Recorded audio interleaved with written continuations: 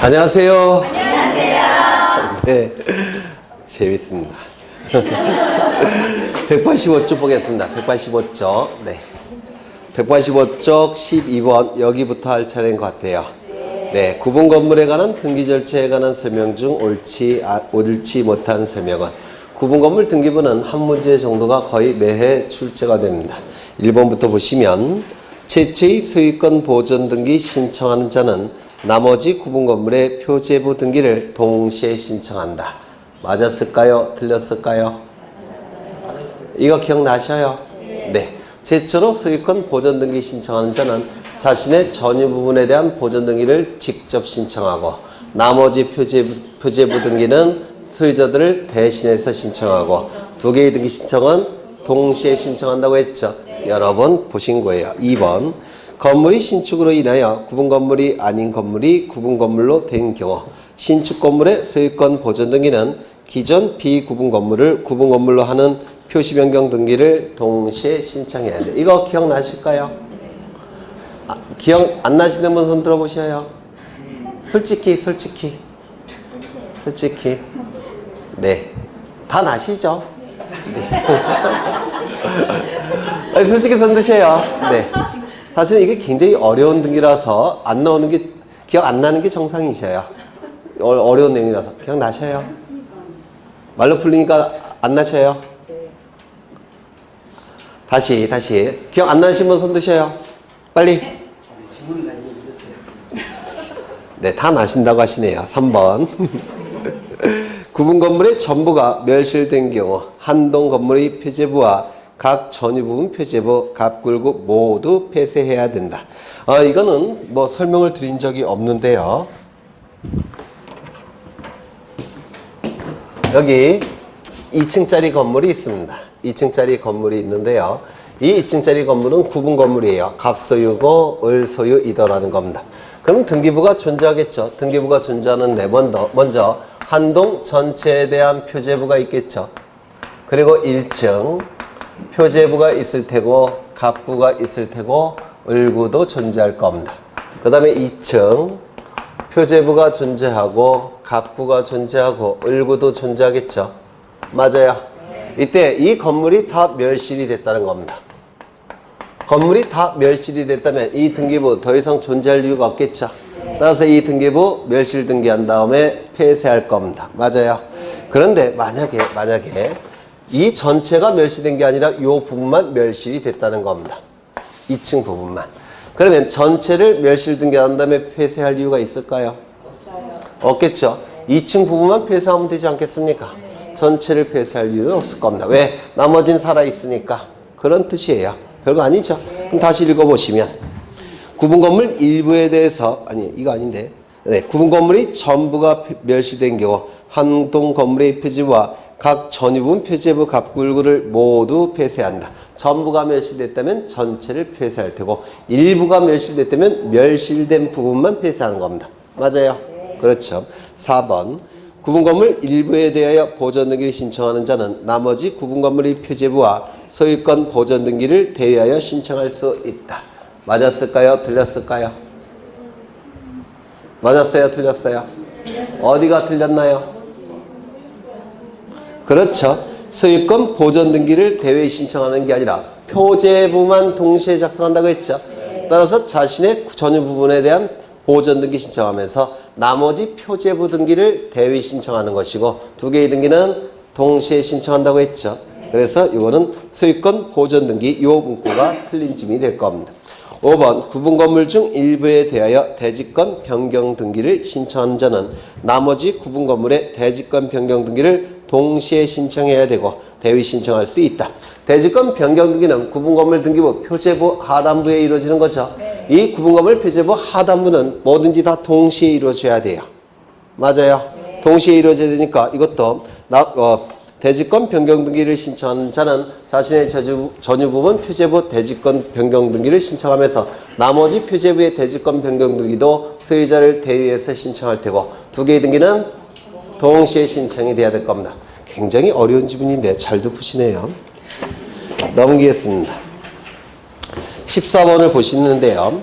등기부 등에 관한 설명으로 틀린 것은 1번 등기부를 편성할 때는 한 필지 토지 한 개의 건물에 대하여 한 개의 등기 기록을 둔다. 이게 뭐죠? 1부동산 1등기 기록의 원칙. 2번 한 동의 건물을 구분한 건물에 있어서는 한 동 건물에 속하는 전부에 대하여 1등기 기록을 사용한다.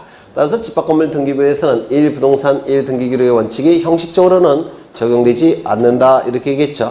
그래서 맞는 집이 될 테고 3번 등기 기록에는 부동산 표시에 관한 사항을 기록하는 표제부와 소유권에 관한 사항을 기록하는 갑부, 소유권 외의 권리에 관한 사항을 기록하는 을구를 둔다. 맞겠죠? 구분건물 등기부에는 한 동 건물에 대한 표제부를 두고 각 전유 부분마다 표제부, 갑부, 을구를 둔다. 맞습니까? 네. 맞죠? 구분건물의 대지권을 등기할 때는 대지권의 표시를 한 동 건물의 등기기록 표제부에 기록하고 대지권의 목적인 토지의 표시를 전유 부분 표제부에 기록해야 된다. 맞았어요? 틀렸죠? 네. 대지권의 표시는 전유 부분 표제부 하단부에 기록하는 것이고 그 다음에 대지권의 목적인 토지는 한 동 건물 표제부 하단부에 기록하죠. 네. 이런 형태가 자주 출제가 되니까 꼭 기억해 달라고 부탁을 드렸죠. 15번을 보겠습니다. 등기부 등에 관한 설명으로 틀린 것은 1번 폐쇄한 등기 기록은 영구히 보존해야 된다. 이거 맞아요? 이거 좀 보겠습니다. 지난 시간에 했던 것 같은데 여기는 두 필지 토지가 존재하는데요. 100번지 토지, 101번지 토지 설명드린 거예요. 이건 소유자가 갑이고 이것도 소유자가 갑이 될 겁니다.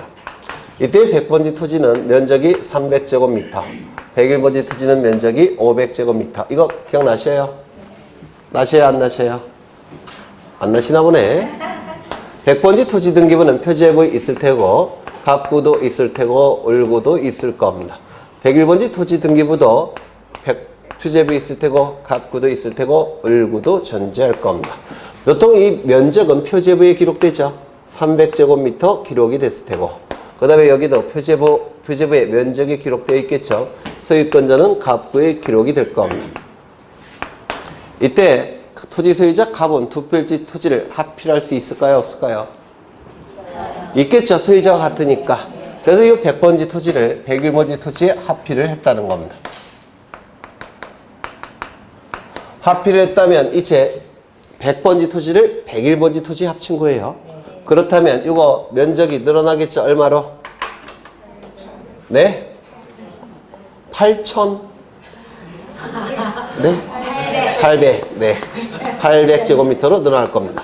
무슨 등기할까요? 토지의 표시 변경 등기를 할 겁니다. 누가? 갑이. 그렇죠. 이거는 토지의 표시 변경 등기 표제부에서 이루어지니까 단독 신청. 갑의 단독 신청. 언제나 무슨 등기? 주등기. 그렇죠. 그 다음에 이거는 더 이상 필요합니까? 필요 없습니까? 필요 없죠. 그래서 이 등기 기록을 폐쇄합니다. 폐쇄한 다음에 창고에 집어넣게 돼요. 창고에 더 이상 필요가 없으니까. 그런데 이걸 폐쇄 등기 기록이라고 부르는데요. 만약에 합필 절차가 무효가 됐다면 다시 창고에서 가지고 꺼내와야 되겠죠. 무효가 됐다면. 맞아요. 따라서 이 합필 절차가 무효가 될 가능성이 있어서 이걸 뭐라고 부르냐면 부활의 가능성이 있다 이렇게 얘기합니다.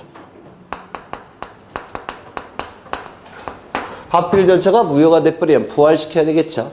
그래서 이 폐쇄된 등기 기록은 부활의 가능성이 있습니다. 따라서 첫 번째 현재 등기부로서의 효력은 있을까요? 없을까요?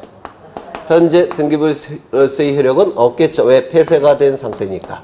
다만 부활의 가능성이 있기 때문에 잠정적 효력은 있다 이렇게 얘기합니다. 좀 기억해 두셔야 돼요. 현재 등기부로서의 효력은 없지만 부활의 가능성이 있기 때문에 잠정적 효력이 있다 이렇게 얘기합니다. 두 번째 부활의 가능성이 있으니까 언제 부활할지를 몰라요. 따라서 영구 보존 장부입니다. 이 폐쇄 등기 기록은 영구 보존 장부예요.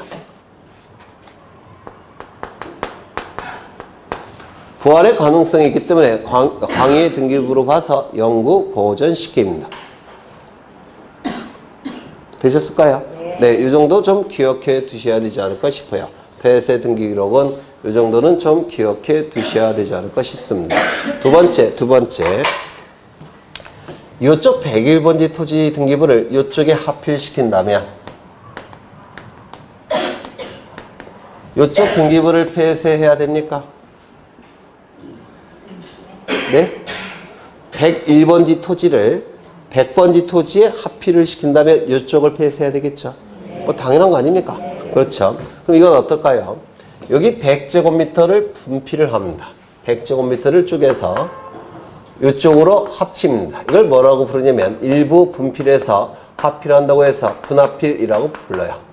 일부를 분할해서 다른 쪽에 합친다고 해서 분합필이라고 부릅니다. 분필과 합필이 같이 나타나는 겁니다. 그러면 이 100번지 토지 등기부는 면적이 얼로 바뀔까요? 어려우셔요? 200제곱미터. 여기는요? 어려우신가 봐요. 600제곱미터. 그러면 이때는 이쪽 등기부에도 토지 표시 변경 등기가 이루어질 테고 이쪽 등기부에도 토지 표시 변경 등기가 이루어지겠죠. 그럼 이때는 등기 기록이 폐쇄되는 경우가 있습니까? 없습니까? 이때는 등기 기록이 폐쇄되지 않을 겁니다. 그렇겠죠. 이때는 등기 기록이 폐쇄되지 않습니다. 그럼 이 정도 보시고 책을 보시면 폐쇄한 등기 기록은 영구 보존해야 된다. 왜? 부활의 가능성이 있기 때문에 영구 보존 장부입니다. 두 번째, A 토지를 B 토지에 합병하여 등기관이 합필 등기를 할 때는 A 토지에 관한 등기 기록을 폐쇄해야 된다. 맞겠죠? 그 다음에 3번, 등기부 부본 자료는 등기부와 동일한 내용으로 보조 기억 장치에 기록한 자료이다. 이 지금은 전산 등기부로 싸그리 바뀌었는데요. 전산 등기부의 특징이 뭐냐면 바이러스 먹을 수가 있습니다. 바이러스 먹으면 다 날아가죠. 또한 전산 등기부 컴퓨터 파일 형태니까 복제가 대단히 쉬워요. 그래서 등기관은 등기를 할 때마다 복제를 해 놓습니다. 등기를 할 때마다 복제를 해 놓는데 이거를 뭐라고 부르냐면 등기부 부본 자료라고 불러요. 그래서 망가질 가능성이 있고 복제가 쉽기 때문에 계속 복제를 계속 해 놓습니다. 이를 등기부 부본 자료라고 하는데 보조 기억 장치에 당연히 기록해 놓는 겁니다. 맞는 지문이고요. 그 다음에 4번, 구분 건물 등기 기록에는 표제부를 한동 건물에 두고 전유 부분에는 갑구와 을구만 둔다. 맞습니까? 틀렸죠? 전유 부분에는 표제부, 갑구, 을구를 두죠. 4번, 5번, 등기상 증명서 발급 신청 시 매매 목록은 그 신청이 있는 경우에만 등기상 증명서에 포함하여 발급한다. 이거 맞았을까요? 틀렸을까요? 기억이 안 나시나 봐요. 등기부가 이렇게 있을 때 가장 마지막 칸이 뭐냐면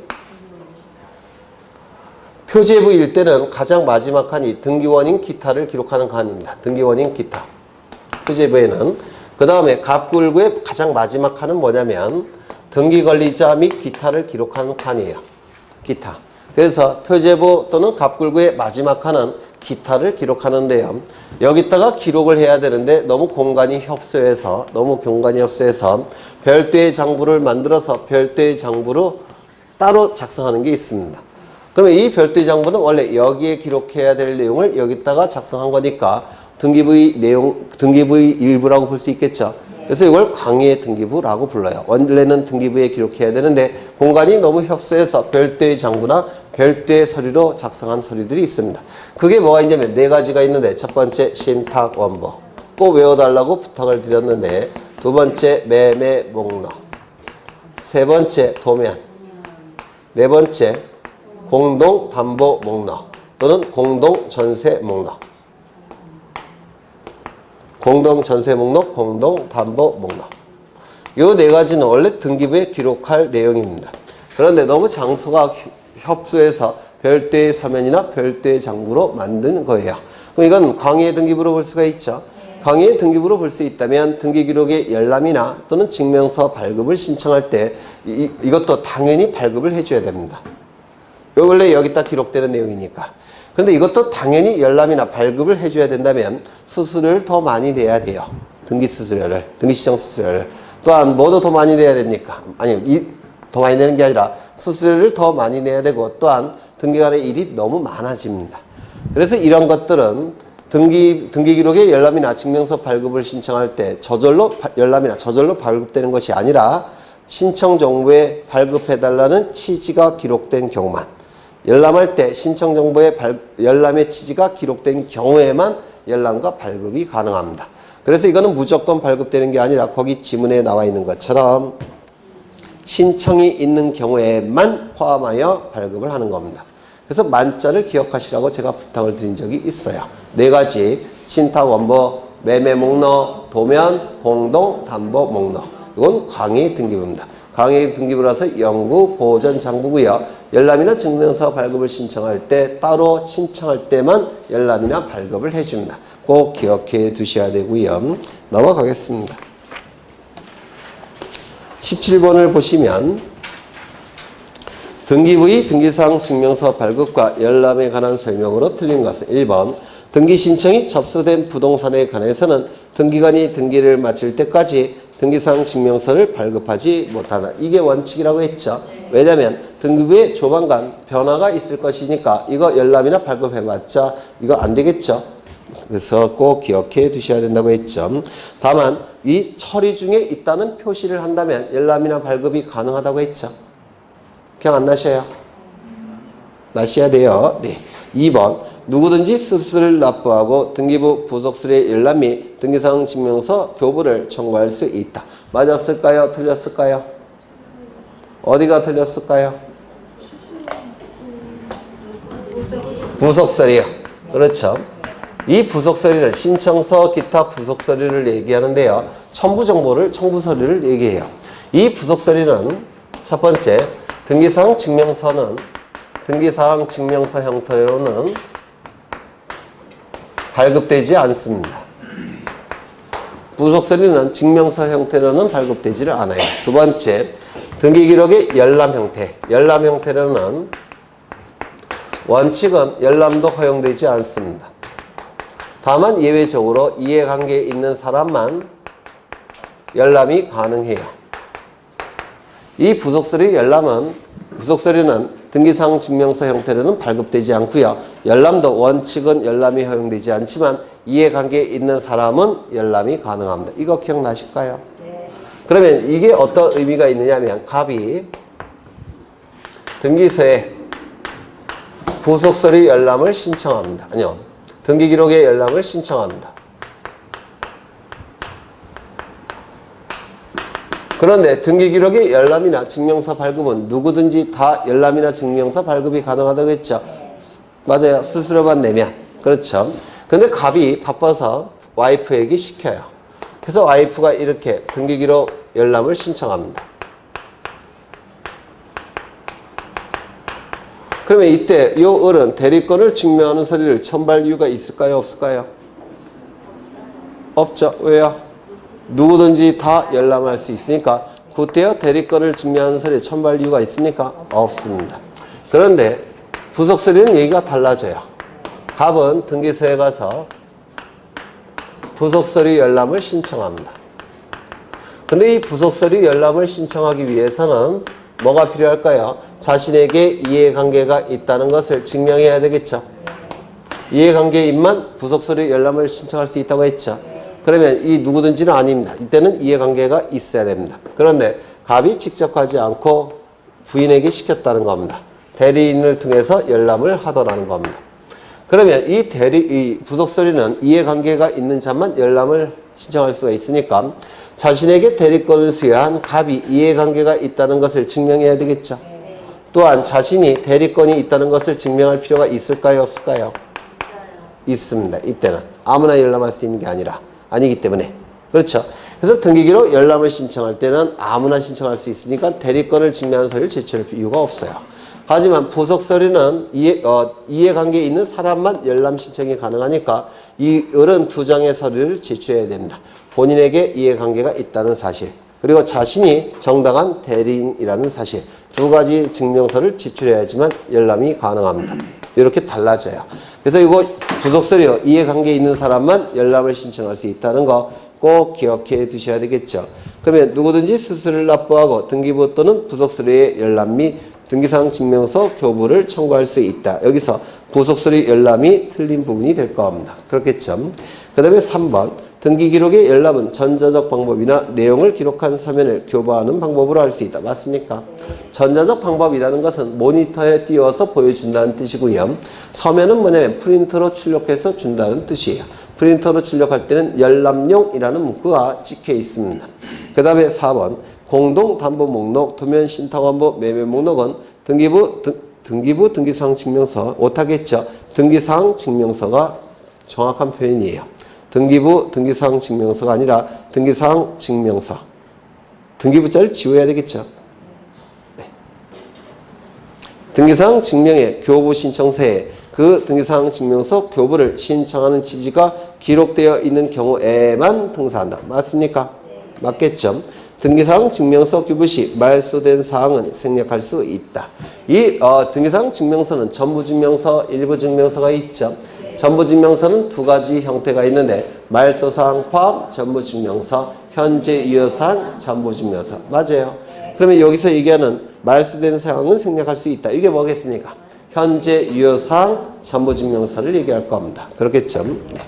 뭐 쉬워서 넘어가겠습니다.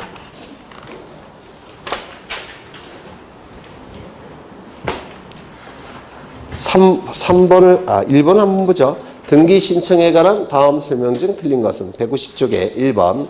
등기는 법률에 다른 규정이 있는 경우를 제외하고는 당사자의 신청 또는 관공서의 촉탁이 없다면 이를 하지 못한다. 맞았을까요? 맞아요. 왜 대답이 없으셔요? 맞아요? 틀려요? 맞죠? 등기는 민법상의 사적자치 원칙이 우리 등기법에서도 관철되어 있죠. 그게 뭡니까? 신청주의. 민법상의 사적자치 원칙이 우리 등기법에서는 신청주의로 나타납니다. 신청주의의 의미는 신청이 있을 때만 등기소는 등기해 줄 수 있다는 겁니다. 신청이 없을 때는 등기를 하지 않습니다. 이게 신청주의예요. 그런데 법률에 특별한 규정이 있을 때는 신청이 없어도 등기가 가능합니다. 그럼 신청이 없을 때도 등기가 가능한 건 두 가지가 있죠. 첫 번째, 등기관이 직권으로 하는 경우가 있죠. 두 번째, 법원의 명령에 의해서 이루어지는 경우가 있죠. 이 두 가지는 법률에 근거 규정이 있을 때는 신청이 없어도 등기가 가능해요. 이때 신청주의는 원칙이 당사자가 신청함이 원칙이죠. 맞아요. 당사자가 신청하는 게 원칙인데 당사자 일방이 관공서일 때는 신청이라는 용어를 쓰지 못하고 촉탁이라는 용어를 썼죠. 그렇죠. 당사자가 신청하는 것이 원칙인데 이때 관공서일 때는 촉탁이라는 용어를 썼습니다. 촉탁은 공권력의 주체인 국가기관이 또 다른 공권력의 주체인 국가기관인 등기소에 등기를 요구하는 것을 촉탁이라는 용어를 썼죠. 기억나셔요? 그러면 신청은 뭐죠? 공권력의 객체인 일반 국민이 공권력의 주체인 국가기관에게 등기를 요구하는 것은 신청이라는 용어를 썼죠. 촉탁과 신청은 등기를 요구한다는 점에서는 똑같기 때문에 신청에 관한 규정은 촉탁에 준용된다, 안 된다? 준용된다. 기억나십니까? 다만 관공서가 등기를 촉탁할 때는 거짓의 등기를 요구하는 경우가 없기 때문에 등기의 진정성을 확보하기 위한 규정들은 촉탁에 준용된다, 안 된다? 네, 촉탁에 준용되지 않습니다. 그 대표적인 게 공동신청이에요. 그래서 이 공동신청은 관공서가 등기를 촉탁할 때는 적용되지 않습니다. 단독 촉탁이 원칙입니다. 관공서가 등기를 촉탁할 때는 단독 촉탁이 원칙이에요. 당사자가 신청함이 원칙인데 이때도 임의 신청이 원칙이라고 했죠. 맞아요. 임의 신청의 의미는 뭡니까? 당사자의 뜻에 맡겨놓은 신청. 이를 임의 신청이라고 얘기했죠. 그래서 당사자가 등기 신청하고 싶을 때 신청하고 신청하기 싫으면 안 해도 상관이 없습니다. 다만 일정한 경우에는 등기 신청 의무가 부과되어 있다고 했는데 그 일정한 경우 첫 번째 부동산 등기법에서 표제부 등기는 1월 이내에 신청해야만 된다고 했는데 기억나십니까? 두 번째 부동산 등기 특별조치법에서는 소유권 보존 등기와 소유권 이전 등기는 일정한 경우 60일 이내에 신청한다고 했죠. 네, 예외적으로 신청 의무가 있고요. 임의 신청도 원칙은 공동 신청의 원칙이죠. 다만 단독 신청 제3자 의원 등기 신청이 이루어지게 될 겁니다. 그러면 법률에 다른 규정이 있는 경우를 제외하고는 당사자의 신청, 관공서의 촉탁이 없다면 이를 하지 못한다. 이게 신청주의예요. 그러면 이건 맞는 지문입니다. 법률에 다른 규정이 있는 경우는 뭐죠? 직권, 그리고 명령. 그렇죠. 2번. 등기는 등기 관리자와 등기 의무자 또는 대리인이 등기소에 출석하여 이를 신청할 수 있고 전자적 방법으로 신청할 수 있다. 등기소에 출석해서 신청하는 게 뭐죠? 방문 신청. 전자적 방법으로 신청하는 게 뭐죠? 전자신청. 그래서 등기를 신청하는 방법은 두 가지가 있죠. 방문 신청, 전자신청. 3번. 실제 법성의 등기 관리자와 절차 법성의 등기 관리자는 항상 일치한다. 요거 맞았을까요? 틀렸을까요? 틀렸죠. 항상 일치하는 경우는 아니죠. 여기 이러한 부동산이 있고요. 소유자가 갑입니다. 갑이 을과 매매 계약을 체결합니다. 매매 계약이 체결되면 우리 민법에 의하면 갑은 소유권 이전 등기 의무가 발생합니다. 우리 민법에 의하면. 그리고 을에게는 소유권 이전 등기 청구권이 발생합니다. 우리 민법에 의하면. 우리 민법을 뭐라고도 부릅니까? 실체법이라고도 부르죠. 실체법이라고 부릅니다. 그리고 소유권 이전 등기까지 이루어지게 되면, 소유권 이전 등기까지 을의 이름으로 이루어지게 되면 소유권은 변동이 될 겁니다. 우리 민법 186조에 의해서. 이때 이 등기가 이루어지면 갑은 소유권 상실하겠죠. 소유권을 상실하게 될 겁니다. 따라서 등기부만 놓고 형식적으로 판단한다면 갑은 불이익이 발생하죠. 그 다음에 이 등기가 이루어지게 되면 을은 소유권을 취득할 겁니다. 따라서 등기만 놓고 형식적으로 판단한다면 이익이 발생할 겁니다. 이때 이 등기를 규율하는 법은 당연히 등기법이겠죠. 등기법을 뭐라고 부르냐면 절차법이라고 불러요.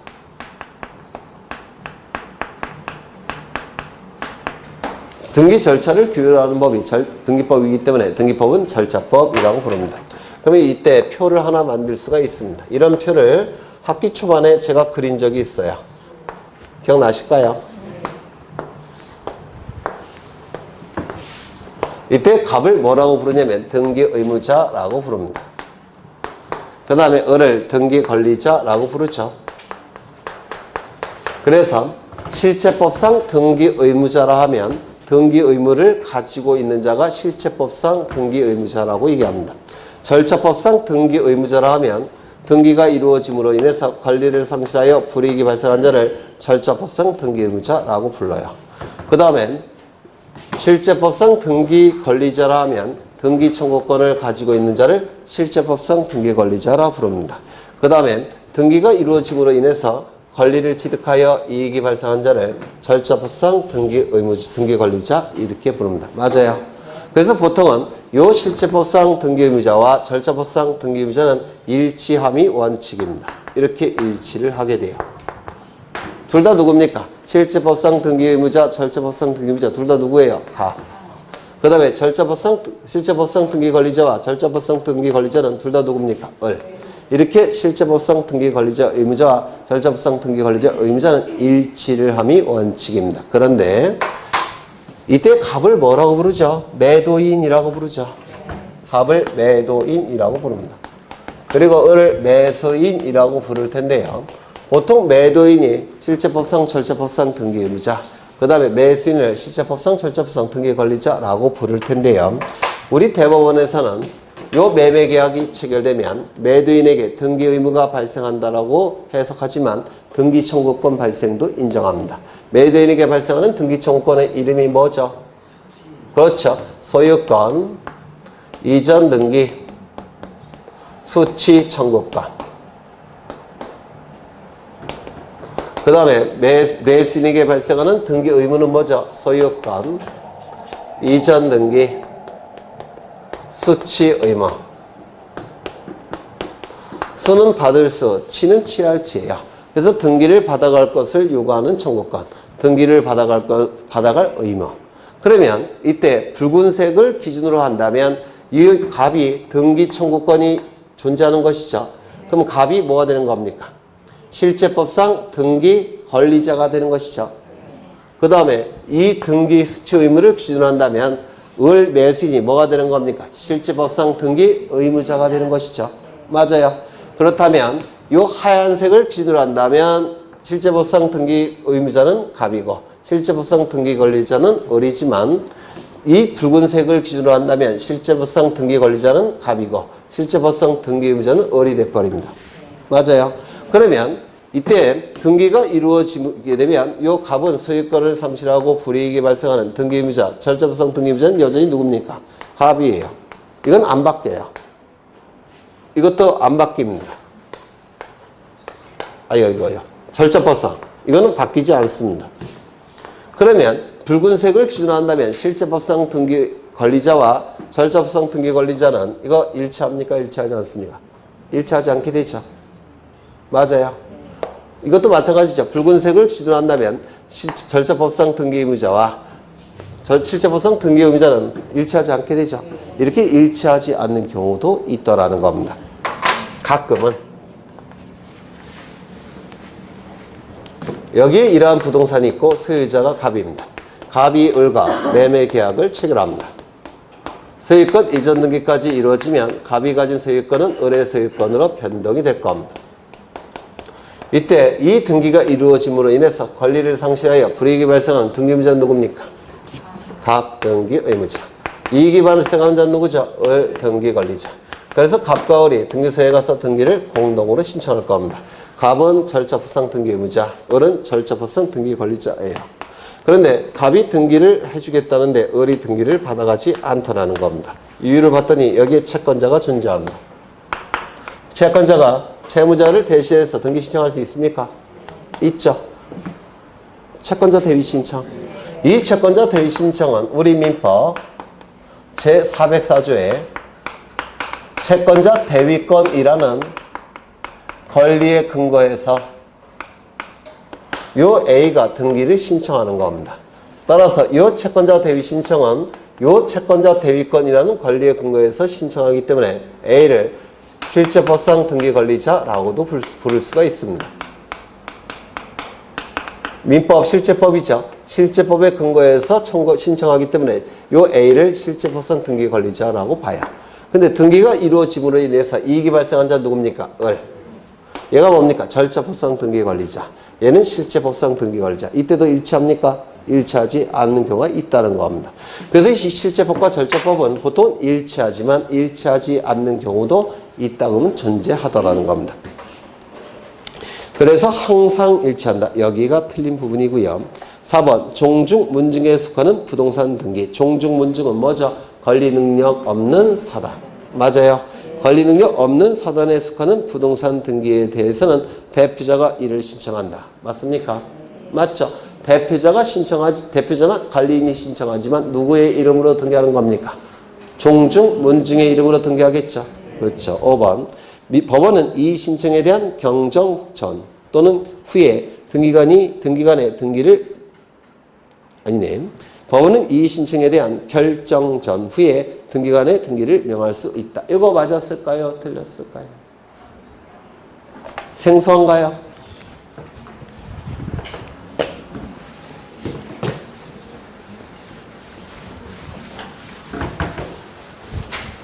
생소하셔요?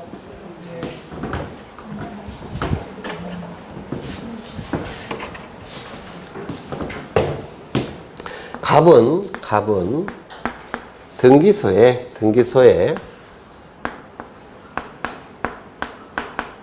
등기와 관련해서 뭔가를 신청합니다. 등기와 관련해서 뭔가를 신청했으면 신청이라는 용어는 요구한다는 뜻이에요. 공권력의 객체인 일반 국민이 공권력의 주체인 등기소에게 등기를 요구하는 거, 신청한다는 용어를 쓰는 거죠. 이때 신청을 했다면 답변을 해줘야 되겠죠. 그래서 등기소는 이 신청인에게 처분이나 결정을 해주더라는 겁니다. 이 처분은 뭐냐면 등기기록의 열람이나 증명서 발급을 신청하는 경우가 있겠죠. 거기에 대한 답변이 보통 처분이라는 형식으로 나갑니다. 그런데 이 결정은 좀 더 이거보다 중요한 건데요. 등기와 직접적인 관련이 있는가. 예를 들어서 등기를 신청했더니 각하 결정이 나온다든지 실행 결정 이런 것은 결정이라는 형식으로 나오는 겁니다. 이건 좀 더 중요한 형식, 조금 덜 중요한 형식이에요. 이러한 처분 결정이 갑의 시각에서는 부당하다라는 겁니다. 부당하다면 그때 이 갑은 어떻게 할까요? 등기소의 처분 결정과 다른 의견을 요구할 수가 있다는 겁니다. 누구에게? 등기소보다 한 단계 더 높은 국가기관에게, 즉 법원에게.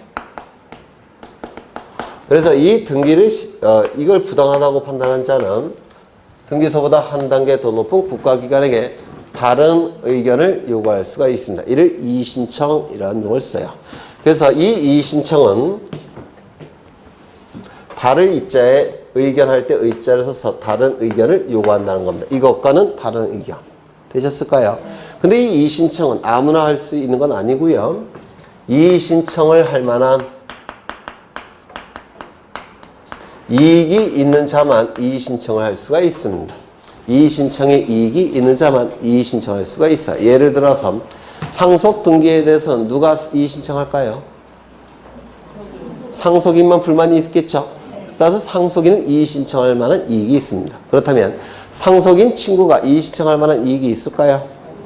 없겠죠. 아무 관련도 없으니까. 그래서 이의신청에 이익이 있는 자만 이의신청할 수가 있는데요. 이를 이의의 이익이라고 불러요. 이걸 생략해서. 이의의 이익이 있는 자만 이의신청할 수가 있습니다. 혹시 요약집 있으면 맨 뒤로 펴보시고 거기 좀 읽어보십니다. 제가 집어넣었을걸요. 안 집어넣었나? 맨 뒤는 아니에요. 저 앞쪽으로 넘겨보시면. 저도 어딘지는 몰라요. 목차가. 몇 쪽이에요? 네? 122페이지. 거기 있습니까? 있죠? 네, 거기 이의신청할 때 상세하게 설명할 겁니다. 이의신청에 이익이 있는 자 거기 나와 있을 겁니다. 여기까지 일단 보시고요. 그러면 이의신청은 첫 번째, 기간의 제한이 없습니다. 이 이의신청에 기간의 제한을 두지 못하는 이유는요. 등기는 한두 푼짜리가 아니죠. 한두 푼짜리가 아니다. 10억, 100억, 1000억이 될 수도 있어요. 그런데 기간을 안 지켰다고 해서 이의신청을 못하게 해버리면 몇 억짜리, 몇십억짜리, 몇백억짜리가 날아갈 수도 있습니다. 그런 걸 막기 위해서 이의신청에는 기간의 제한이 없습니다. 두 번째, 이의신청했다는 사실만 가지고 이 처분 결정의 집행을 정지시킬 수 있을까요? 없을까요? 없습니다. 만약에 이의신청했다는 사실만 가지고 처분 결정의 집행을 정지시킨다면 부당할 때만 이의신청해야 되는데 이걸 정지시키기 위해서 정당할 때도 이의신청할 수가 있습니다. 그걸 막기 위해서 이 이의신청했다는 사실을 가지고 처분 결정의 집행을 정지시키지 못합니다. 이를 집행정지효가 없다 이렇게 얘기합니다. 이게 우리 시험에서 아주 잘 나오죠. 이의신청은 기간의 제한이 없다는 거. 두 번째, 처분 결정의 집행을 정지시키는 효력이 없다는 거. 두 가지가 시험에 잘 나옵니다. 그러면 이때 이의신청은 누구에게 하는 겁니까? 법원에 하는 것이죠. 맞아요. 그런데 이의신청서는 등기소에 제출합니다.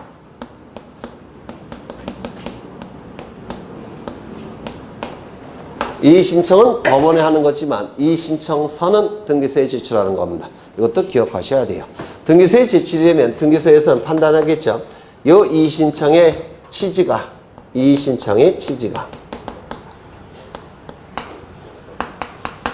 이의신청의 취지가 이유가 있다라고 판단을 하게 되면 등기관이 판단할 때 이의신청의 취지가 이유가 있다라고 판단한다면 그 취지에 맞게끔 상당한 처분이나 결정을 해줍니다. 이건 무슨 뜻인가요? 이 처분 결정을 번복한다는 겁니다. 그 이의신청의 취지가 옳다라고 본다면 이 처분 결정을 번복해줘요. 즉 거기에 맞는 상당한 처분 결정이 새롭게 나갑니다. 그런데 이의신청의 취지가 이유가 없다라고 판단을 하면 이때는 3일 이내에 지방법원에게 송부합니다. 이의신청의 취지가 옳지 않다라고 볼 때는 그때는 법원에 송부해줘요. 이렇게 되셨을까요? 그렇죠. 그럼 법원에 송부가 되면 법원에서는 판단하겠죠. 법원에서는 판단할 겁니다. 시간이 이렇게 흘러갈 텐데요. 이 시점은 이의신청한 시점입니다. 그리고 이 시점은 법원이 결정하는 시점이에요.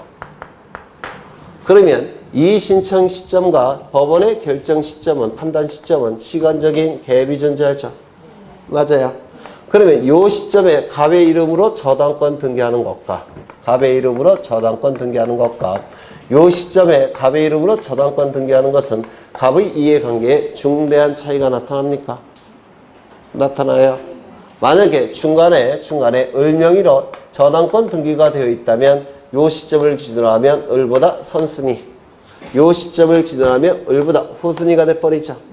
따라서 어느 시점에 을의 저당권 등기가 갑의 저당권 등기가 되는지는 갑의 이해관계에 중대한 차이가 나타납니다. 여기까지 이해가 되셔요? 따라서 이 시점에 순위를 보장하기 위해서, 갑에게 이 시점의 순위를 보존하기 위해서 법원은 등기소에 명령을 내립니다. 어떠한 명령을 내리느냐면 첫 번째, 이의가 있다는 취지의 부기 등기를 할 것을 등기소에 명령을 내립니다. 이 시점에 법원은 등기소에게 이의가 있다는 취지의 부기 등기를 해줄 것을 등기관에게 명령을 내려요. 그러면 이 부기 등기는 언제 하는 거죠? 순위를 유지하고자 할 때. 그러면 이 순위가 유지가 돼버립니다. 갑에게. 또는 두 번째, 가등기하라는 명령을 내립니다. 가등기 언제 하죠? 순위를 보존하고자 할 때. 그래서 이 두 개의 명령에 의한 등기를 통해서 갑에게는 이 순위가 보장이 되는 겁니다. 이거 되셨을까요? 이의가 있다는 취지의 부기 등기 또는 가등기를 해줄 것을 등기소에게 명령 내립니다. 누가? 법원이. 이게 무슨 등기일까요? 명령에 의한 등기. 명령에 의한 등기는 이의 신청 절차에서만 나타난다고 했죠. 기억나셔요? 법원과 등기소는 독립된 국가기관이에요. 법원은 재판 업무를 담당하고 등기소는 등기 사무를 담당하죠. 따라서 법원이 등기소에게 등기를 요구할 때는 원칙은 촉탁입니다. 원칙은. 그런데 이의 신청 절차에서만큼은 독립된 기관이 아니라 상급 국가기관, 하급 국가기관이에요. 이의 신청에서만큼은. 따라서 이때 등기를 요구할 때는 촉탁이 아니라 뭐가 되는 겁니까? 명령이라고 얘기합니다. 그래서 이 이의 신청 절차에서만 명령에 의한 등기가 나타납니다. 이거 이해가 되실까요? 그렇죠. 그리고 이제 법원은 계속해서 심리가 진행이 될 겁니다. 그리고 이때는 결정을 내리겠죠. 결정을 내릴 겁니다. 첫 번째, 법원이 판단할 때 이의 신청의 취지가, 이유가 있다라고 판단을 하게 되면 그때는 그 취지에 맞게끔 상당한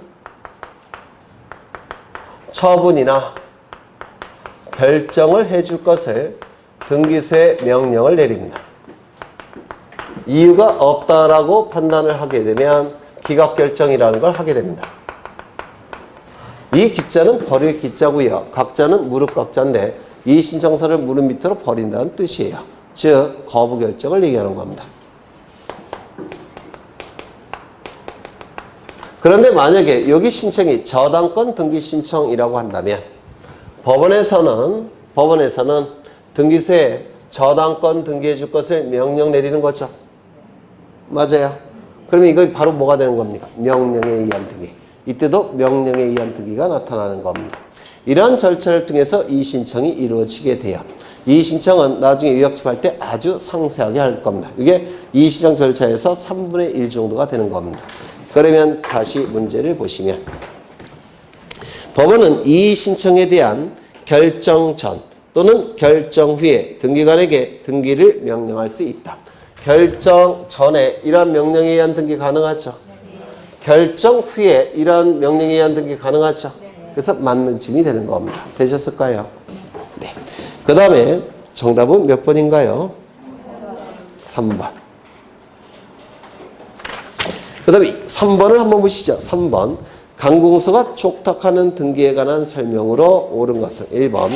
관공서가 촉탁 정보 및 첨부 정보를 적은 서면을 제출하는 방법으로 등기 촉탁하는 경우에는 우편으로 그 촉탁서를 제출할 수 있다. OX. 촉탁에 의한 등기 했습니까? 안 했습니까? 네? 했어요. 그럼 이거 맞는 지문이에요? 틀린 지문이에요? 이렇게 목소리가 작으셔요. 촉탁에 의한 등기 했을까요? 안 했을까요? 기억 안 나셔요? 그러면 유학 집히시죠.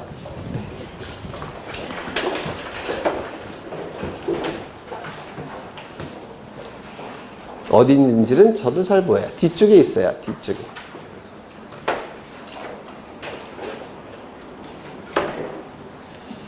빨리 피셔요. 시간 없으니까. 피셨나요? 몇 쪽이에요? 114쪽 보십니다. 촉탁이라는 용어는 공권력의 주체인 국가기관이 또 다른 공권력의 주체인 국가기관인 등기소에게 등기를 요구할 때는 촉탁이라는 용어를 씁니다. 공권력의 객체인 일반 국민이 공권력의 주체인 국가기관인 등기소에 등기를 요구할 때는 신청이라는 용어를 씁니다. 그래서 이 등기를 요구한다는 점에서는 똑같기 때문에 촉신청에 관한 규정은 촉탁에도 준용이 이루어집니다. 다만 등기의 진정성과 관련된 규정들은 촉탁에는 준용되지 않습니다. 왜냐하면 관공서가 등기를 촉탁할 때는 등기의 진정성이 확보가 된다고 평가하기 때문에 이 신청에 관한 규정 중에서 등기의 진정성과 관련된 규정들은 촉탁에는 준용되지 않아요. 이게 바로 거기 책에 나와 있는 절차상의 특례입니다. 나와 있습니까? 그러면 먼저 등기를 신청하는 방법은 전자신청, 방문신청 두 가지죠. 맞아요. 이때 방문신청이라는 것은 프린터로 종이 신청서를 출력해서 등기소에 방문해서 등기를 신청하는 겁니다. 이게 방문신청이에요.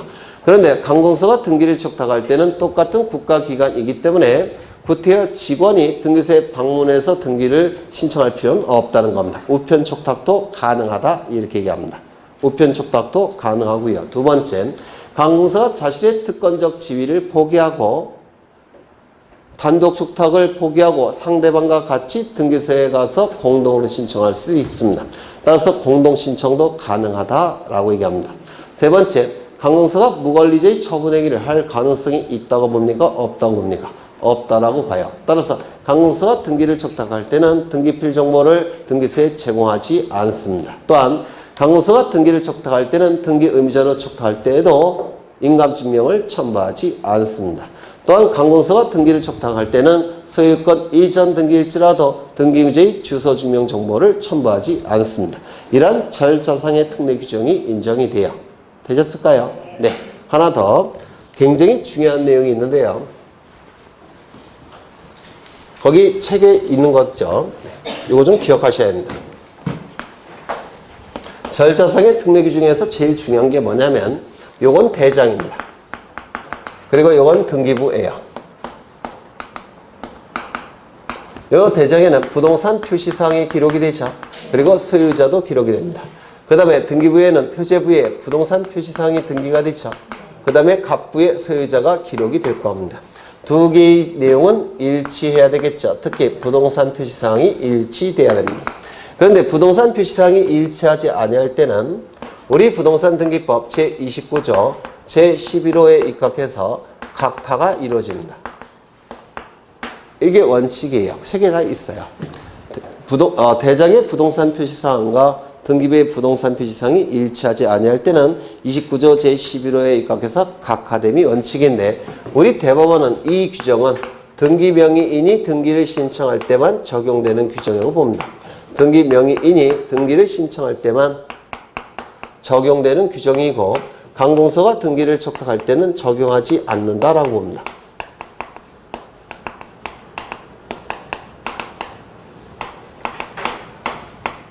따라서 관공서가 등기를 촉탁할 때는 대장의 부동산 표시사항과 등기부의 부동산 표시사항이 일치하지 아니하더라도 등기를 실행할까요? 각하할까요? 등기를 실행합니다. 이거 좀 기억해 두셔야 돼요. 왜 등기를 실행하냐면 대장소관청은 국가기관이죠. 등기소도 국가기관이죠. 등기를 요구하는 관공서도 국가기관이라는 뜻이죠. 그러면 국가기관, 다 국가기관이기 때문에 이게 내부적으로 다 해결할 수 있다라고 봐요. 따라서 관공서가 등기를 촉탁할 때는 대장의 부동산 표시사항과 등기부의 부동산 표시사항이 일치하지 않는다고 하더라도 등기를 수리합니다. 이거 이해가 되실까요? 되셨죠? 이제 하나 더 볼 겁니다. 책 두 번째를 보시면 거기 이런 문구가 나오죠. 국가나 지방자치단체가 등기 권리자인 경우, 즉 관공서가 등기 권리자인 경우에는 단독 촉탁을 하게 되는데요. 무대포로 단독 촉탁하는 게 아니라 등기 의무자의 뭐에 따라 무엇을 받고 승낙을 받아. 맞습니까? 관공서가 등기 권리자일 때는 등기 의무자의 승낙을 받아서 단독 촉탁합니다. 두 번째, 관공서가 등기 의무자일 때는 어떻게 돼 있죠? 등기 권리자의 청구에 따라 라는 문구 있죠. 그래서 단독으로 촉탁합니다. 거기서 관공서 등기 의무자 밑줄, 아니 등기 권리자 밑줄 치셨어요? 치셨어요? 안 치셨어요? 치셨죠? 등기 권리자 밑줄. 그 밑에 보시면 등기 의무자의 승낙을 받아 밑줄. 치셨어요? 그리고 옆에 지체 없이 있습니까? 밑줄. 이거 좀 기억해 두십니다. 그 다음에 그 밑에 관공서가 등기 의무자라는 문구가 있죠. 국가나 지방자치단체가 등기 의무자인 경우 등기 의무자 밑줄. 그 밑에 보시면 등기 권리자의 뭐가 되어 있습니까? 청구 있죠. 청구를 받아 요거 밑줄. 그리고 지체 없이 밑줄. 그래서 관공서가 등기를 촉탁할 때는 단독 촉탁이 원칙인데요.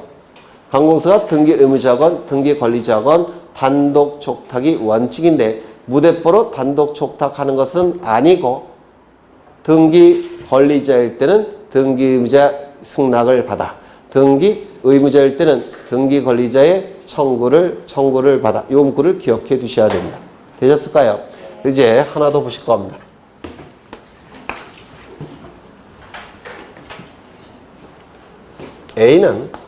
A라는 사람은 이 부동산을 소유하고 있는 자입니다. A는 부동산 소유자인데요.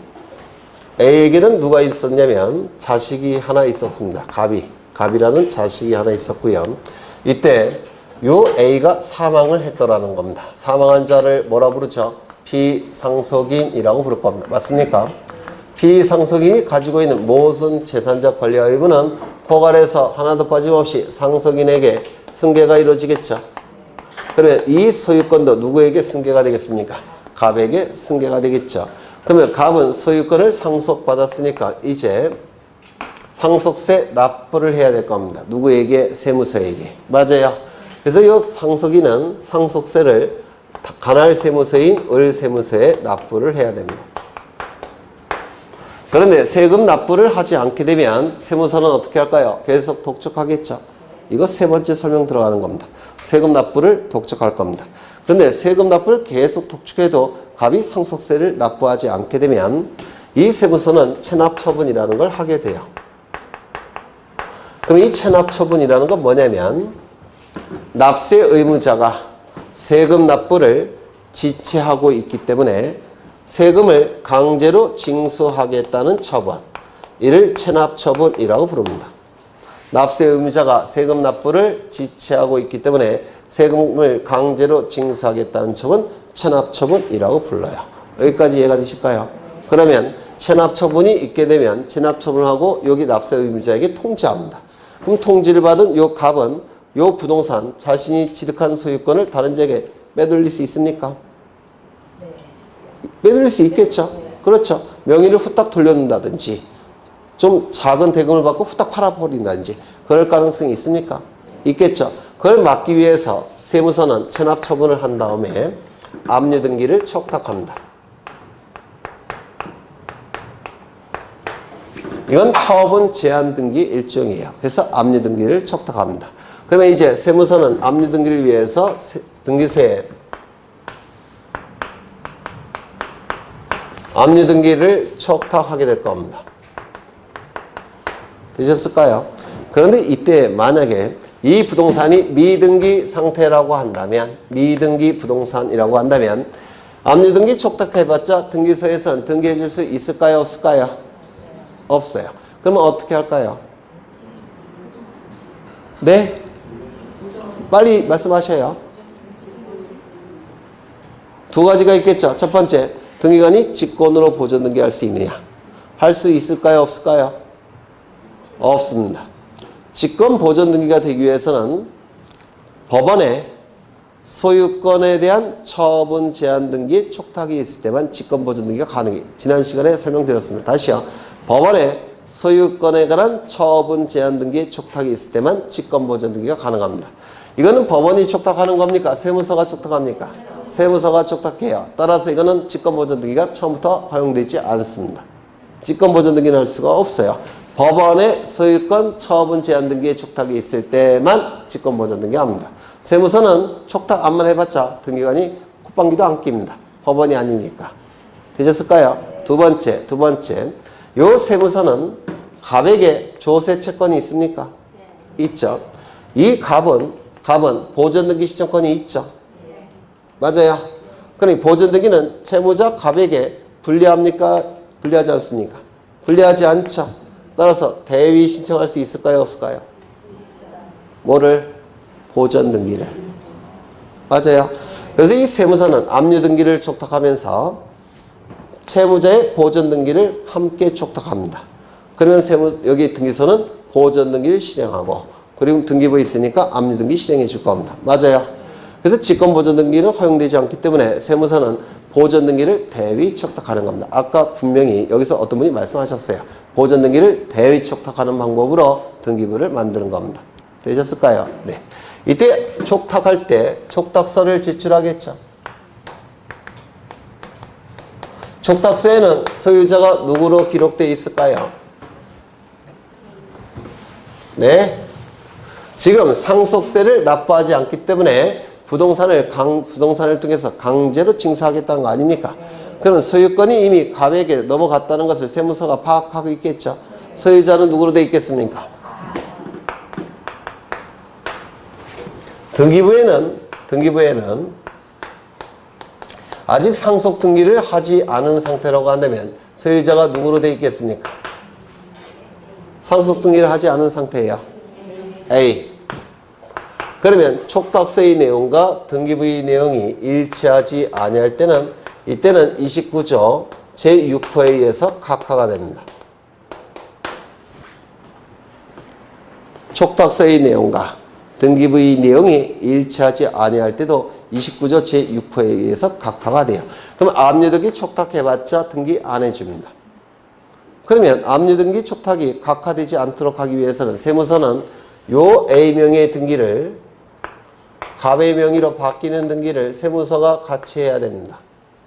이게 무슨 등기예요? 상속을 원인으로 하는 소유권 이전 등기, 즉 상속 등기죠. 이걸 누가 해야 된다고요? 세무서가. 그런데 이 등기는 원래 상속 등기니까 갑이 신청하는 등기인데 갑이 안 하겠죠. 그러면 조세채권을 가진 자가 채무자가 가진 요 상속 등기 신청을 뭐 할 수 있습니까? 대위 신청할 수 있죠. 맞아요. 대위 신청을 통해서 이 등기를 실행해 버립니다. 그러면 이제는 일치가 됐죠. 일치가 됐으니까 압류등기 해주겠습니까? 압류등기 해줄 겁니다. 일치했으니까 이건 대위 촉탁. 그럼 이제 압류등기가 이루어졌으면 이제 공매 절차로 들어갑니다. 일종의 경매 절차인데요. 공매 절차를 통해서 이게 매수인이 소유권을 취득했을 겁니다. 그럼 매수인이 소유권을 취득하는 시점은 어느 시점일까요? 그렇죠. 매수대금을 완납한 시점, 소유권을 취득할 겁니다. 여기까지 되셨습니까? 그러면 이 매수대금으로부터 세무서는 세금을 강제로 징수하게 됩니다. 이때 이 비명의로 이제 소유권 이전 등기, 권리 이전 등기가 이루어지겠죠. 이거 누가 해주는 등기일까요? 네. 법원, 여기 법원은 제가 전혀 언급을 안 했는데 공매 절차를 주관하는 국가기관은 누굴까요? 세무서. 세무서의 촉탁에 의해서 이루어집니다. 이때 만약에 비상속인이 C로부터 돈을 빌립니다. 얼마를 빌렸느냐면 1억 원을 빌립니다. 그리고 A가 C에게 예전에 저당권 설정 등기를 해준 적이 있어요. 그러면 요 B는 이 C의 저당권을 인수할까요? 인수하지 않을까요?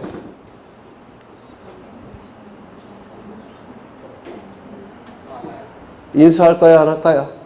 안 하겠죠. 왜냐면 요 저당권자는 매수 대금으로부터 순위에 맞춰서 배당을 받아갑니다. 배당을 받아가요. 배당을 받아가면 요거 소멸할 테고, 따라서 이 등기는 어떻게 돼야 될까요? 말소해야 되겠죠. 따라서 B가 인수합니까? 인수하지 않습니까? 인수하지 않습니다. 그러면 이 등기의 말소 등기, 이거 누가 해줄까요? 공매 절차의 한 부분이에요. 세무서의 촉탁에 의해서 이루어집니다. 그럼 이 등기는 B가 소유권 이전 등기할 때 이거 내버려 둘까요? 말소시킬까요? 말소시키겠죠. 이거 누가 해줄까요? 세무서가 해주는 겁니다. 아까 경매와 똑같아요. 똑같은 겁니다. 그렇다면 이 등기와 이 등기, 이 세 개의 등기는 전부 다 동일한 부동산에 관한 등기니까 관할 등기소가 다 똑같겠죠. 그리고 세 개의 등기는 공매 절차를 이루는 과정이니까 전부 다 세무서의 촉탁에 의해서 이루어지게 됩니다. 그렇다면 이 세 개의 등기는 세무서가 어떻게 촉탁할까요? 일괄 촉탁하는 겁니다. 이거 일괄 신청해서 제가 설명을 드린 적 있어요. 되셨을까요? 그러면 여기까지 보시고 이제 문제를 좀 보겠습니다.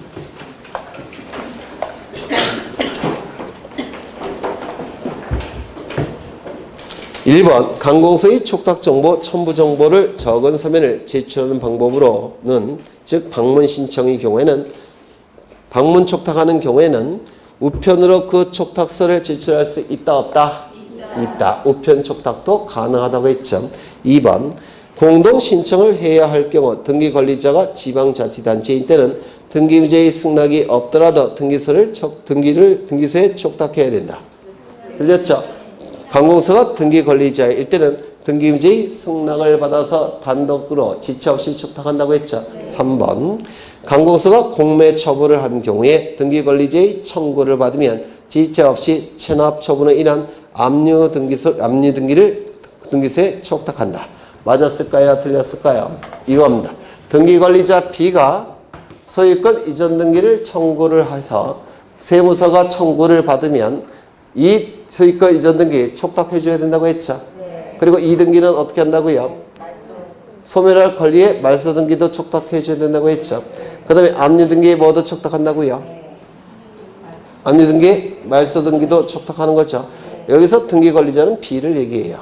B가 소유권 이전 등기를 세무서에 청구하게 되면 세무서는 이 청구에 따라 권리 이전 등기와 소멸하는 권리의 말소 등기와 압류 등기의 말소 등기를 어떻게 한다고요? 일괄 촉탁. 그러면 거기 뭐가 틀린 겁니까? 네? 관공서가 공매 처분을 한 경우에 등기 관리자 B의 청구를 받으면 지체 없이 체납 처분으로 인한 압류 등기를 촉탁하는 게 아니라 압류 등기에 말소 등기를 촉탁하는 거 아닐까요? 맞아요? 네. 그래서 압류 등기에 말소 등기를 등기소에 촉탁하는 겁니다. 이거의 말소 등기. 이게 재작년에 나왔던 문제예요.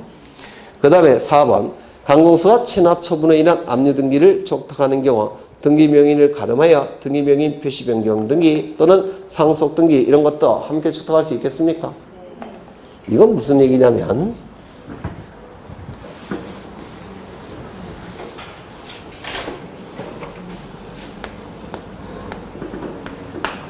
이건 등기부인데요.